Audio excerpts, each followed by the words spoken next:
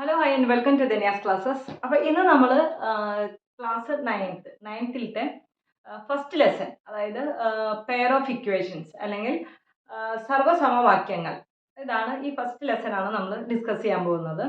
അതിൽ ആദ്യത്തെ എക്സസൈസ്, അതായത് പേജ് നമ്പർ 10-ത്തെ ആക്ടിവിറ്റിയിലത്തെ 4 പ്രോബ്ലമാണ് നമ്മൾ ഇന്നത്തെ ക്ലാസ്സിൽ നമ്മൾ ഡിസ്കസ് ചെയ്യാൻ പോകുന്നത്. ഓക്കെ, നമുക്കപ്പോൾ സ്റ്റാർട്ട് ചെയ്യല്ലേ. അപ്പോൾ ഈ പെയർ ഓഫ് ഇക്വേഷൻസ്, അതായത് നമ്മൾ എന്താ പറയുക, 8th തന്നെ നമ്മൾ ഈ ലെസൻ്റെ ഒരു ബേസ് പഠിച്ചു വെച്ചിട്ടുണ്ട്.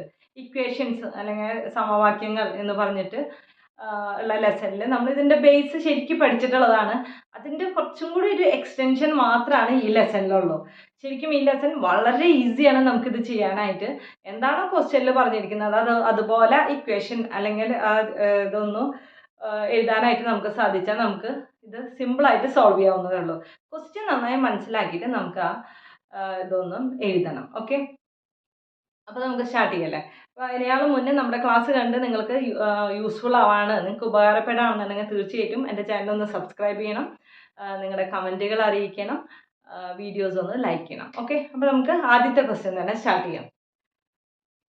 അപ്പോൾ ആദ്യത്തെ ക്വസ്റ്റ്യൻ എന്താ പറയുന്നത്? പ്രിയ bought a bag and a pair of slippers for rupees 1100 rupees.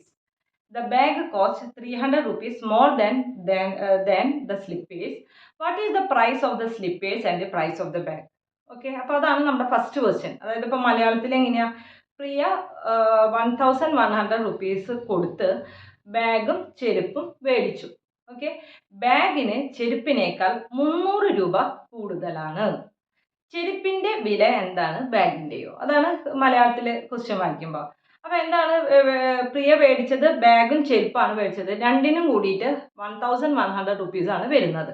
അപ്പോൾ നമുക്ക് നോക്കാം, രണ്ടിനും കൂടി 1100 റുപ്പീസ് അല്ലേ. അപ്പോൾ ബാഗിനും അതുപോലെ തന്നെ ചെരുപ്പ് എന്ന് പറയുമ്പോൾ സ്ലിപ്പേഴ്സ് അല്ലേ, സ്ലിപ്പേഴ്സിനും കൂടിയിട്ട് എത്ര രൂപയാണ്? 1100 റുപ്പീസ് ആണെന്ന് നമുക്ക് തന്നിട്ടുണ്ട്.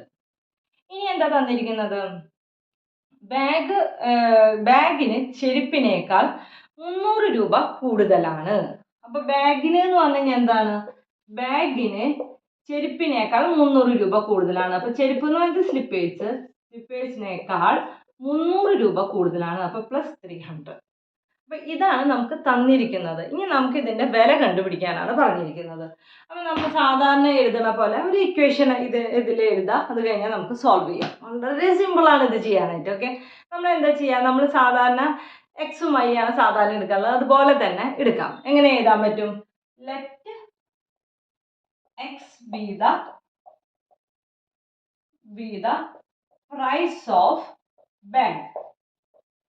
ഓക്കെ, എക്സ് ആണ് ബാഗിൻ്റെ. അപ്പം ഇപ്പം മലയാളത്തിൽ എഴുതുമ്പോൾ എക്സ് ബാഗിൻ്റെ വിലയെന്ന് എടുക്കാം.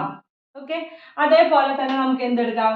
Y be the price of സ്ലിപ്പേഴ്സിൻ്റെ വില നമുക്ക് വൈ എന്നും എടുക്കാം.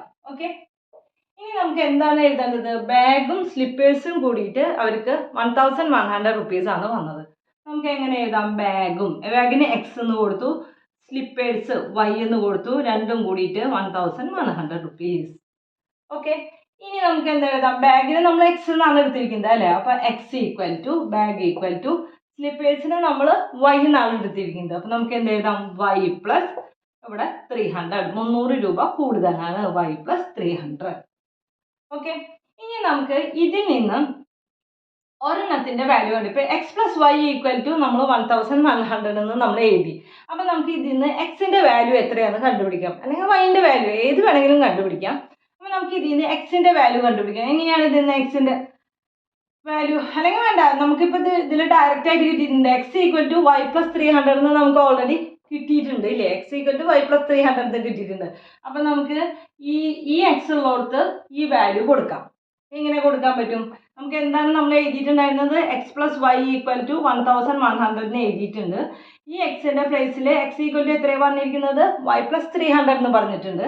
അപ്പോൾ അവിടെ വൈ പ്ലസ് 300 പ്ലസ് ഇവിടുത്തെ ഓൾറെഡി ഉള്ള വൈ ഈക്വൽ ടു എത്രയാണ്? 1100. ഓക്കെ, ഇനി ലൈക്ക് ടേംസ് നമുക്ക് വൈയും നമുക്ക് ആഡ് ചെയ്യാം. അപ്പോൾ ഇവിടെ വൈ പ്ലസ് വൈ എന്ന് പറയുന്നത് 1y പ്ലസ് 1y. അപ്പോൾ നമുക്ക് എത്ര കിട്ടും? 2y ഈക്വൽ ടു ഈ 300നെ നമുക്ക് ഇങ്ങോട്ട് കൊണ്ടുപോകാം. ഇവിടെ പ്ലസ് 300 ആണ്, ഇങ്ങോട്ട് വരുമ്പോൾ എന്തായിരിക്കും മൈനസ് 300 ആവും അല്ലേ. അപ്പം നമുക്ക് 1100 മൈനസ് 300 അപ്പോൾ എത്ര കിട്ടും നമുക്ക് 1000 ഇതാവുമ്പോൾ 800 അല്ലേ. അപ്പോൾ 2y ഈക്വൽ ടു നമുക്ക് എന്ത് കിട്ടി 800 കിട്ടി. അപ്പോൾ y ഈക്വൽ ടു എങ്ങനെ എഴുതാം 800 അതുപോലെ തന്നെ എഴുതാം. ഇവിടെ എന്തിലാണ് കിടക്കുന്നത് ഗുണനത്തിലാണ് കിടക്കുന്നത് അല്ലേ, മൾട്ടിപ്ലിക്കേഷനിലാണ് നമുക്ക് ഇവിടെ കിടക്കുന്നത്. അപ്പോൾ അപ്പുറത്തെ സൈഡിലേക്ക് പോകുമ്പോൾ എന്തായിരിക്കും ഡിവിഷൻ ആവും അല്ലെങ്കിൽ ഹരിക്കുക അല്ലേ. അപ്പോൾ നമുക്ക് എന്ത് എഴുതാം 400 ഡിവൈഡഡ് ബൈ 2. ഈ 2 8ൽ എത്ര ടൈംസ് പോവും 4 ടൈംസ് പോവും അല്ലേ. 4 2s are 8 അപ്പോൾ 4 പോവും. 0 കട്ട് ചെയ്തിട്ട് എഴുതി, ഈ 0 കട്ട് ചെയ്തിട്ട് എഴുതി. അപ്പോൾ y ഈക്വൽ ടു നമുക്ക് എത്ര കിട്ടി 400 കിട്ടി. ഇനി എക്സ് കണ്ടുപിടിക്കാൻ സുഖമല്ലേ. എക്സ് എങ്ങനെയാണ് കണ്ടുപിടിക്കുക X equal to Y plus 300. therefore X equal to Y എന്ന് പറയുന്നത് 400 ആണ്. 400 പ്ലസ് 300 ഈക്വൽ ടു നമുക്ക് എത്ര കിട്ടി 700. അപ്പോൾ എന്താണ് എഴുതേണ്ടത് പ്രൈസ് ഓഫ് ദ ബാഗ്, ബാഗിൻ്റെ പ്രൈസ് നമ്മൾ എക്സ് ആണ്, പ്രൈസ് ഓഫ് ദ ബാഗ് 700. അതുപോലെ തന്നെ price of slippers, pair of slippers അല്ലെങ്കിൽ ചെരുപ്പിൻ്റെ വില എന്ന് പറഞ്ഞിട്ട് നമുക്ക് എത്ര എഴുതാം 400 രൂപ. ഓക്കെ, എളുപ്പമല്ല ഇത് ചെയ്യാനായിട്ട്. ഒരു പറഞ്ഞത് അതുപോലെ തന്നെ നമ്മൾ എഴുതല്ലേ ചെയ്തുള്ളൂ, വേറെ പ്രത്യേകിച്ച് ഒന്നും നമുക്കൊരു കൺഫ്യൂഷൻ ഉണ്ടാവേണ്ടത് ഈ പ്രോബ്ലത്തിൽ നമുക്കില്ല. ഓക്കെ, നമുക്ക് ഇനി അടുത്ത പ്രോബ്ലം ചെയ്യാം. ഇതേപോലെ തന്നെയാണ്, പക്ഷെ ചില ഇത് വരുമ്പോൾ നമ്മളൊന്ന് ശ്രദ്ധിക്കേണ്ടതുണ്ട്. ഒന്ന് കഴിഞ്ഞ പ്രാവശ്യം പഠിച്ചതൊക്കെ ഒന്നുകൂടി ഒന്ന് ഓർത്തെടുക്കേണ്ട ചില പ്രോബ്ലംസ് ഉണ്ട്. അല്ലെങ്കിൽ ഒക്കെ ഈ ലെസൺ ഫുള്ള് ഇങ്ങനത്തെ പ്രോബ്ലംസ് തന്നെയാണ്.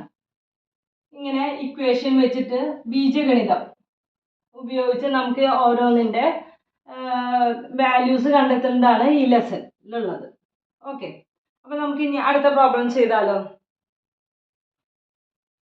അടുത്ത പ്രോബ്ലം എന്ന് പറയുന്നത് the sum of 2 numbers is 26 and their difference is 4. What are the numbers?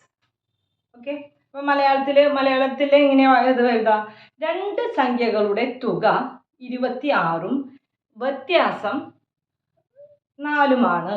സംഖ്യകൾ എന്തൊക്കെയാണ് ഇതാണ് ചോദിച്ചിരിക്കുന്നത്.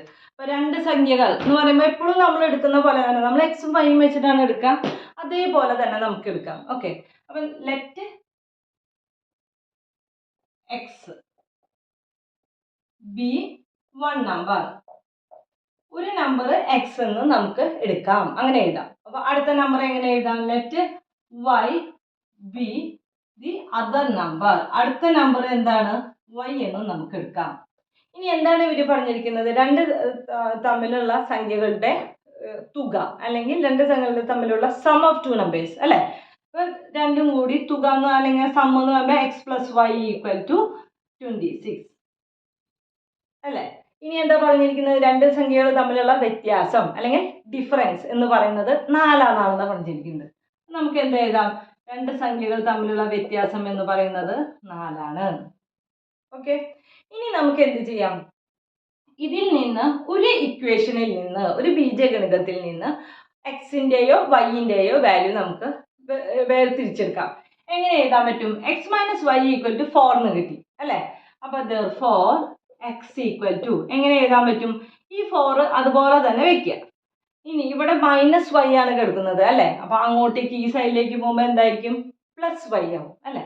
നമുക്ക് എന്ത് എഴുതാം 4 പ്ലസ് വൈ അല്ലേ. X equal to 4 plus Y എന്ന് കിട്ടി. ഇനി എന്ത് ചെയ്യാം നമുക്ക് ഈ ഇക്വേഷനിൽ കൊടുക്കാം. എങ്ങനെയാണ് കൊടുക്കേണ്ടത് x plus Y equal to 26 എന്നാണ് നമ്മുടെ ഇക്വേഷൻ. ഓക്കെ, എക്സിൻ്റെ വാല്യൂ എന്ന് പറയുന്നത് 4 പ്ലസ് വൈ ആണ് അല്ലേ. അപ്പോൾ നമുക്ക് എന്ത് എഴുതാം എക്സ് എന്ന് പറയുന്നത് 4 പ്ലസ് വൈ ആണ്, പ്ലസ് വൈ ഈക്വൽ ടു എന്താണ് 26. ഓക്കെ, ഇനി വൈ പ്ലസ് വൈ, അപ്പോൾ 4 പ്ലസ് വൈ പ്ലസ് വൈ എന്ന് പറയുന്നത് എത്രയാണ് 2y അല്ലേ ഈക്വൽ ടു 26. ഇനി എന്ത് ചെയ്യണം ഈ 2yനെ ഇവിടെ നിർത്തിയിട്ട് ബാക്കിയുള്ള നമ്പറിനെ നമുക്ക് അങ്ങോട്ടേക്ക് കൊണ്ടുപോകാം. എങ്ങനെ എഴുതാൻ പറ്റും 2y ഈക്വൽ ടു 26 അതുപോലെ തന്നെ എഴുതാം. ഇവിടെ പ്ലസ് 4 ആണുള്ളത്, അങ്ങോട്ടേക്ക് പോകുമ്പോൾ -4. ക്ലിയർ. അപ്പോൾ എങ്ങനെ എഴുതാൻ പറ്റും 2y ഈക്വൽ ടു 26 - 4 എന്ന് പറഞ്ഞിട്ട് 22 ആണ്. therefore y ഈക്വൽ ടു ഈ 22 അതുപോലെ തന്നെ എഴുതാം. ഈ 2y എന്നുള്ളത് എന്തിലാണ് കിടക്കുന്നത് മൾട്ടിപ്ലിക്കേഷൻ അല്ലെങ്കിൽ ഗുണനത്തിലാണ് കിടക്കുന്നത്. അങ്ങോട്ടേക്ക് പോകുമ്പോൾ എന്തായിരിക്കും? ഹരണമാവും, ഡിവിഷൻ ആവും. നമുക്ക് 22/2. എത്ര ടൈം? 2 2ൽ പോവും, 1 ടൈം പോവും, 2 2ൽ അഗെയിൻ 1 ടൈം പോവും. അപ്പോൾ y ഈക്വൽ ടു നമുക്ക് എത്ര കിട്ടി? 11 എന്ന് കിട്ടി. ഓക്കെ, y നമുക്ക് 11 എന്ന് കിട്ടി. അപ്പോൾ നമുക്ക് ഇനി x കണ്ടുപിടിച്ചൂടെ? x ഈക്വൽ ടു എത്രയാണ്? നമുക്ക് 4 + y ആണ്, equal to 4 + 11 equal to 15. Okay, അപ്പോൾ x ഈക്വൽ ടു 15ഉം y ഈക്വൽ ടു 11ഉം. അപ്പോൾ രണ്ട് നമ്പേഴ്സ് എന്ന് പറഞ്ഞാൽ നമുക്ക് എങ്ങനെ എഴുതാം? 11ഉം 15ഉമാണ് രണ്ട് numbers. 2 numbers are 11 and 15. Okay, clear ആയല്ലോ? നമുക്ക് ഇനി ഒരു അടുത്ത പ്രോബ്ലം ചെയ്യാം. അടുത്ത പ്രോബ്ലം നമുക്ക് ഒന്ന് ശ്രദ്ധിച്ച് ചെയ്യേണ്ടതുണ്ട്. ഓക്കെ, ഇതുപോലെ നമ്മൾ ഡയറക്റ്റ് ക്വസ്റ്റ്യൻ അല്ല തന്നിരിക്കുന്നത്. അതെങ്ങനെയാണ് ചെയ്യാമെന്ന് നമുക്കൊന്ന് മനസ്സിലാക്കിയിട്ട് വേണം നമുക്കൊന്ന് ചെയ്യാനായിട്ട്. ഓക്കെ, നമുക്ക് തേർഡ് ക്വസ്റ്റ്യൻ നമുക്ക് നോക്കാം എങ്ങനെയാണ് ചെയ്യാന്നുള്ളത്.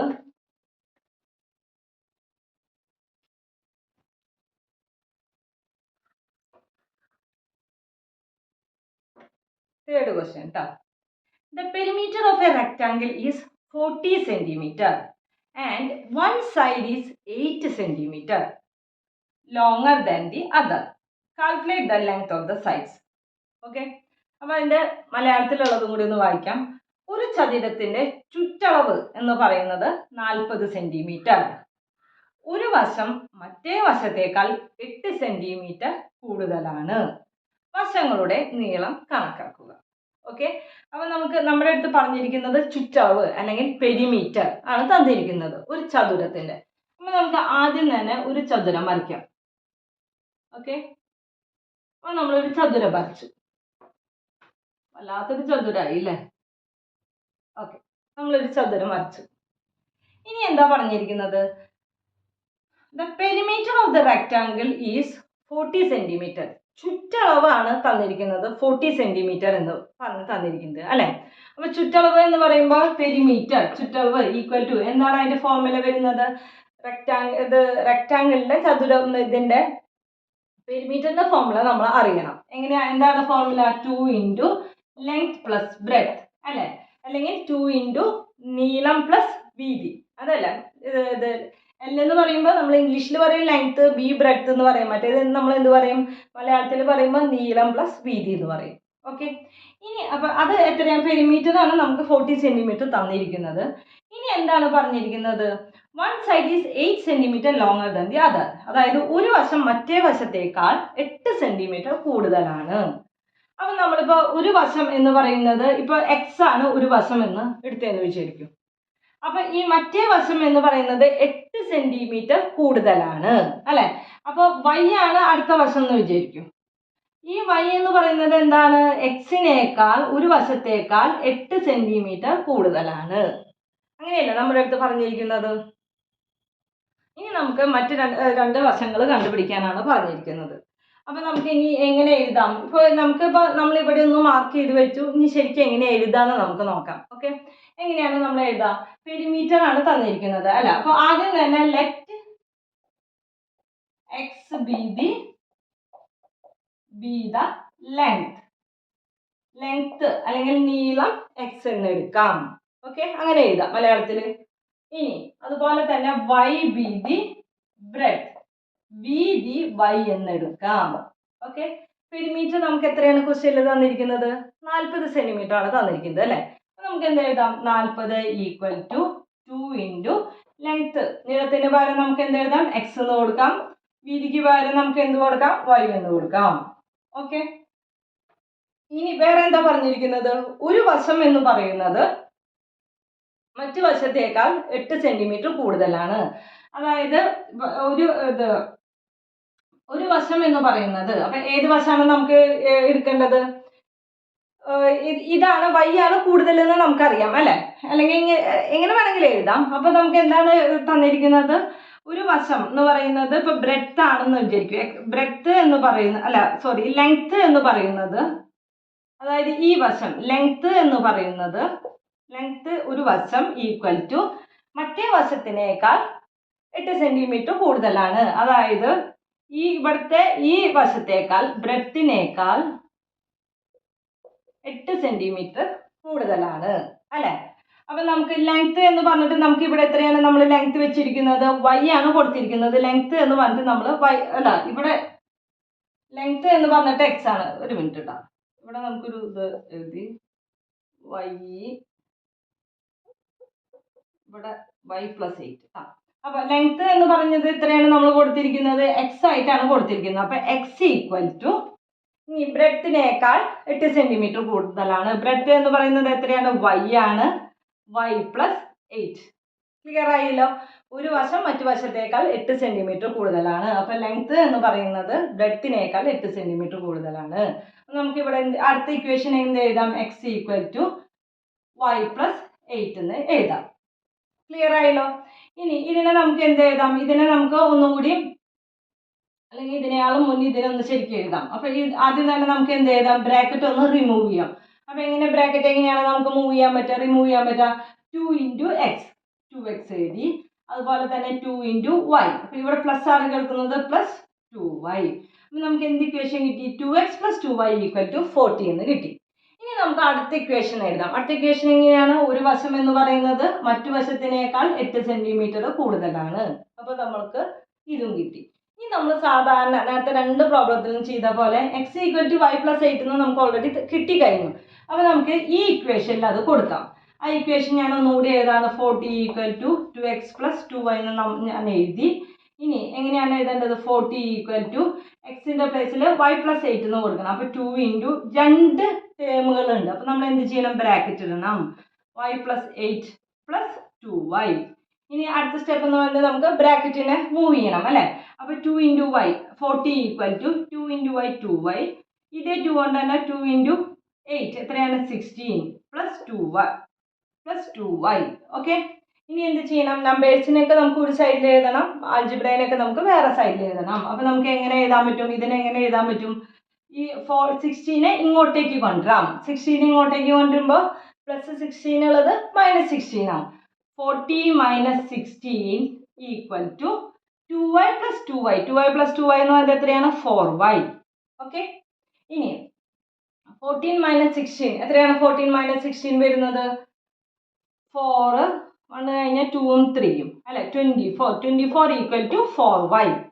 ഞാൻ ഇതിനൊന്ന് അങ്ങോട്ടും ഇങ്ങോട്ടും എഴുതുന്നുണ്ട്. അതായത് ഈ സെയിം ഇക്വേഷൻ 24 = 4y എന്ന് പറയുന്ന പോലെ തന്നെ 4y = 24 അല്ലെ.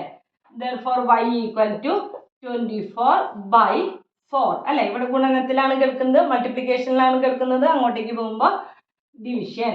4 എത്ര ടൈം 24ൽ പോകും, 6 ടൈംസ് നമുക്ക് 24ൽ പോകും അല്ലെ. 4 × 6 = 24. 4ഉം 6ഉം 24 അല്ലെ. അപ്പൊ എത്രയാണ്, y = നമുക്ക് എത്ര കിട്ടി, 6 എന്ന് കിട്ടി. y = നമുക്ക് 6 എന്ന് കിട്ടി. നമുക്ക് ഇനി എന്ത് കണ്ടുപിടിക്കാം, x ഉം കണ്ടുപിടിക്കാം. therefore x = y 6 കിട്ടി, 6 + 8 = 14. ഓക്കെ. നമ്മുടെ അടുത്ത് എന്താണ് കണ്ടുപിടിക്കാനായിട്ട് പറഞ്ഞിരിക്കുന്നത്, വശങ്ങളുടെ രണ്ട് വശങ്ങളുടെയും നീളം കണ്ടുപിടിക്കാനാണ് നമ്മുടെ അടുത്ത് പറഞ്ഞിരിക്കുന്നത് അല്ലെ. അപ്പൊ നമുക്ക് therefore length എന്ന് പറയുന്നത് x ആണ്, ലെങ്ത് എന്ന് പറയുന്നത് 14ഉം, breadth എത്രയാണ്, y ആണ്, അത് 6ഉം. ഓക്കെ. നീളം =14ഉം, അതുപോലെ തന്നെ വീതി = 6ഉം നമുക്ക് എഴുതാം. ക്ലിയർ ആയല്ലോ, മനസ്സിലായല്ലോ പറഞ്ഞത്. നമുക്ക് ഇനി അടുത്ത പ്രോബ്ലം എടുക്കാം. അടുത്തത് ഇതുപോലെ നമുക്കൊന്ന് ശ്രദ്ധിച്ച് ചെയ്യേണ്ടതുണ്ട് കേട്ടോ.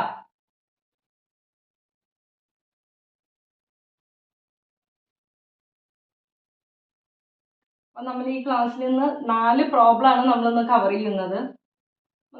നാലാമത്തെ പ്രോബ്ലം, ഇതാണ് നമ്മുടെ ലാസ്റ്റ് പ്രോബ്ലം ഇന്നത്തെ ക്ലാസ്സിലത്തെ കേട്ടോ.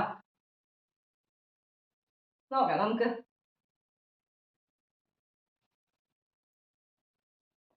ഇതിലെന്താ പറഞ്ഞിരിക്കുന്നത്,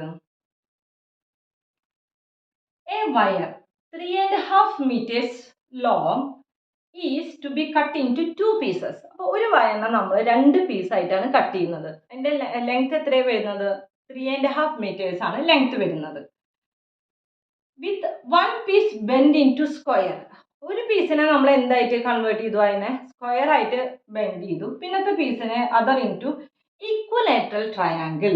പിന്നത്തെ പീസിനെ നമ്മൾ എന്ത് ചെയ്തു, ഇക്വലേറ്ററൽ ട്രയാങ്കിളിൻ്റെ പ്രത്യേകത എന്താണ്, എല്ലാ സൈഡ്സും ഈക്വൽ ആവും, അതിനെയാണ് നമ്മൾ ഇക്വലേറ്ററൽ ട്രയാങ്കിൾ എന്ന് പറയാം. bend into square and the other into equilateral. The length of the sides of both must be the same. അപ്പോൾ രണ്ടിൻ്റെ സൈഡ്സിൻ്റെ ലെങ്ത്തും എന്തായിരിക്കണം, സെയിം ആയിരിക്കണം എന്നാണ് പറഞ്ഞിരിക്കുന്നത്. How should the wire B cut, എങ്ങനെയാണ് വയർ കട്ട് ചെയ്യേണ്ടതെന്നാണ് ചോദിച്ചിരിക്കുന്നത്. ഓക്കെ, നമുക്ക് മലയാളത്തിലൊന്ന് റീഡ് ചെയ്യാം.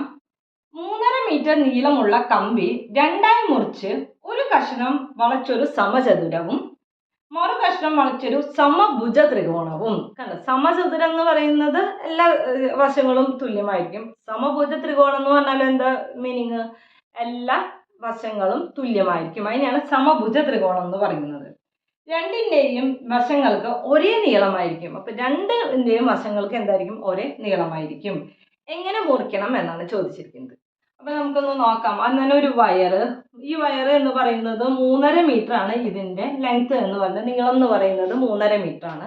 അതിനെ നമുക്ക് എന്തായിട്ടൊക്കെയാണ്, നമുക്ക് അതിനെ രണ്ടായിട്ട് കട്ട് ചെയ്തു. ഓക്കെ, രണ്ടായിട്ട് കട്ട് ചെയ്തിട്ട് ഒന്ന് ഒരു സ്ക്വയർ, അതായത് ഒരു സമചതുരമാക്കി, പിന്നത്തത് ഒരു സമഭുജ ത്രികോണം അല്ലെങ്കിൽ ഇക്വലേറ്ററൽ ട്രയാങ്കിൾ ആക്കി. ഓക്കെ, ഇതിന്റെ പ്രത്യേകത എന്താന്ന് വെച്ച് കഴിഞ്ഞാൽ രണ്ട്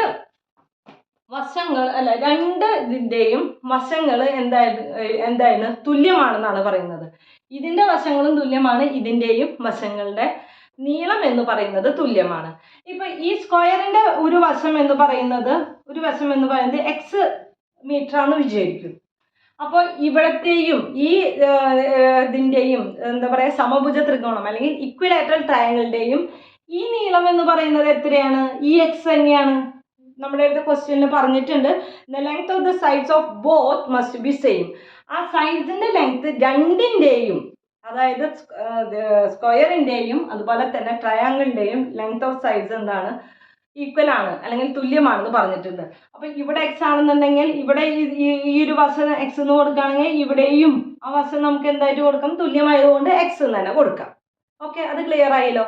ഇനി നമ്മുടെ അടുത്ത് പറഞ്ഞിരിക്കുന്നത് ഇപ്പൊ എങ്ങനെയായിട്ടാണ് അത് എന്താ പറയാ കട്ട് ചെയ്യേണ്ടത്, മുറിക്കേണ്ടത് എന്നാണ് ചോദിച്ചിരിക്കുന്നത്. എത്രയും വെച്ചിട്ടാണ് മുറിക്കേണ്ടത് എന്നാണ് നമ്മുടെ അടുത്ത് ചോദിച്ചിരിക്കുന്നത്, അല്ലെ.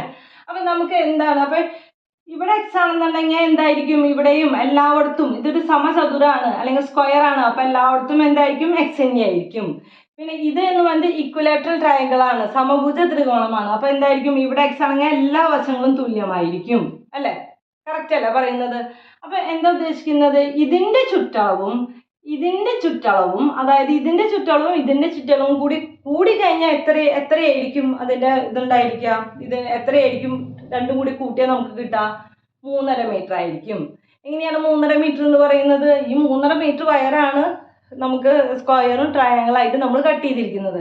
അപ്പോൾ ഇതിന്റെ പെരിമീറ്ററും കൂടി കൂട്ടി കഴിഞ്ഞാൽ നമുക്ക് എന്ത് കിട്ടും, 3.5 മീറ്റർ കിട്ടണം. അതായത് ചുറ്റളവ്, ഇതിന്റെ ചുറ്റളവും കൂടി കൂട്ടി കഴിഞ്ഞാൽ നമുക്ക് എന്തുണ്ടായിരിക്കും, 3.5 മീറ്റർ ആണ് നമുക്ക് കിട്ടുക. നമുക്കൊന്ന് എഴുതാം. അപ്പൊ സ്ക്വയറിന്റെ ചുറ്റളവ് അല്ലെങ്കിൽ സ്ക്വയറിന്റെ പെരിമീറ്റർ എന്ന് പറഞ്ഞാൽ എങ്ങനെയാണ്, നമുക്ക് എല്ലാതും കൂടി കൂട്ടണം, അല്ലെ. എക്സ് പ്ലസ് എക്സ് അതായത് 4x, അല്ലെ. അതിനേക്കാൾ മുന്നേ നമുക്ക് എന്ത് എഴുതാം, let X be the length of side, length of A side, ഒരു സൈഡിന്റെ ലെങ്ത്, ഒരു വശത്തിന്റെ നീളം എക്സ് എന്ന് എടുക്കാം. അങ്ങനെയാണ് നമുക്ക് എഴുതേണ്ടത് കേട്ടോ. മലയാളത്തിൽ എഴുതുമ്പോൾ ഒരു വശത്തിന്റെ നീളം എക്സ് എന്ന് എടുക്കാം. അപ്പൊ ഈ സ്ക്വയറിന്റെ പെരിമീറ്റർ അതായത് 4x, എക്സ് പ്ലസ് 4x അതുപോലെ തന്നെ ഈ ത്രികോണത്തിന്റെ ട്രയാങ്കിളിന്റെ പെരിമീറ്റർ അല്ലെങ്കിൽ ഈ ത്രികോണത്തിന്റെ ചുറ്റളവ് അതും എങ്ങനെയാണ്, ഇതൊക്കെ കൂടിയിട്ട് നമ്മൾ ആഡ് ചെയ്യാണ് ചെയ്യുക. അപ്പൊ എക്സ് പ്ലസ് എക്സ് അപ്പൊ എത്ര കിട്ടും, 3x.